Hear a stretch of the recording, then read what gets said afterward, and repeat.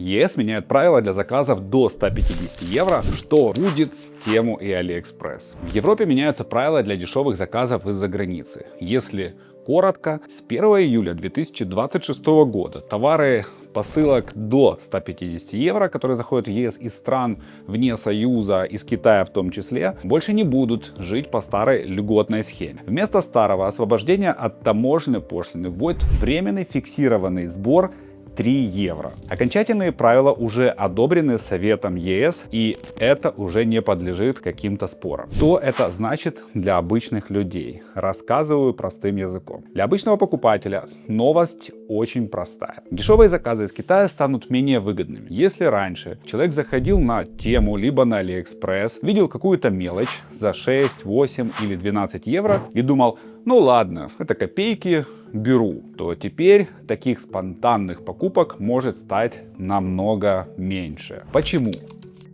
Потому что вся логика дешевых площадок строится на ощущении сверхнизкой цены. Как только на заказы до 150 евро появляется дополнительная таможенная нагрузка, часть товаров уже не выглядит настолько смешно дешевой, как раньше. Именно поэтому ЕС и убирает старую льготу. Власти считают, что она больше не оправдана и дает нечестное преимущество прямому импорту мелких посылок. Что это значит для Тему и AliExpress? Теперь главное. Эта история в первую очередь бьет по модели площадок, которые росли на огромном потоке дешевых заказов. Reuters прямо написала, что решение ЕС направлено против волны сверхдешевого импорта и особенно чувствительно для платформы вроде Тему и Shine. По той же логике это затрагивает AliExpress в том числе, потому что речь идет о всей модели мелких трансграничных заказов. Что это значит на практике? Не то, что Тему или AliExpress закроется, да, то есть это такого даже никто говорить не может. Система достаточно большая, площадки огромные. Но это значит, что их сильная сторона, очень дешевый заказ с очень низким порогом входа, становится намного слабее. Для обычного человека, скорее всего, будет выглядеть так.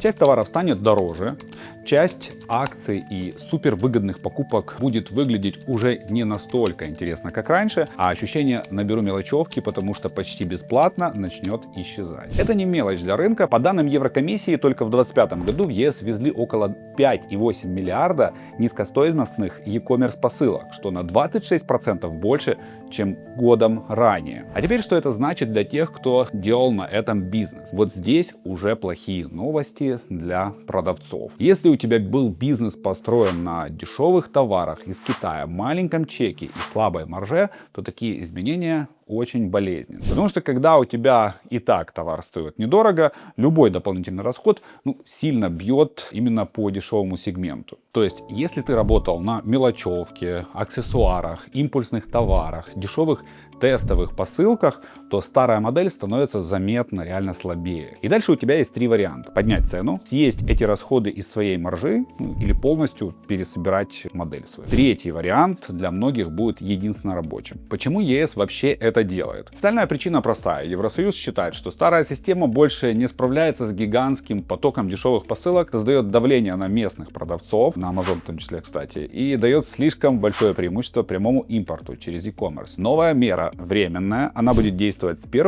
июля 2026 года до 1 июля 2028 года, а потом ее должны заменить уже обычные таможенные тарифы в новой системе ЕС. Вывод. Для обычных людей это означает одно. Заказывать дешевую мелочевку на Тему, AliExpress и других маркетплейсах китайских в том числе станет менее выгодно, чем раньше. Товар китайский станет дороже. Для самих площадок это означает, их модель сверхдешевых заказов в Европу становится на порядок сложнее.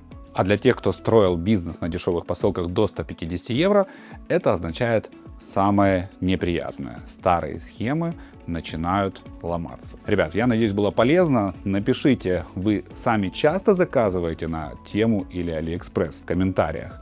Я надеюсь, это был полезный выпуск. Увидимся в следующих выпусках. Кайши.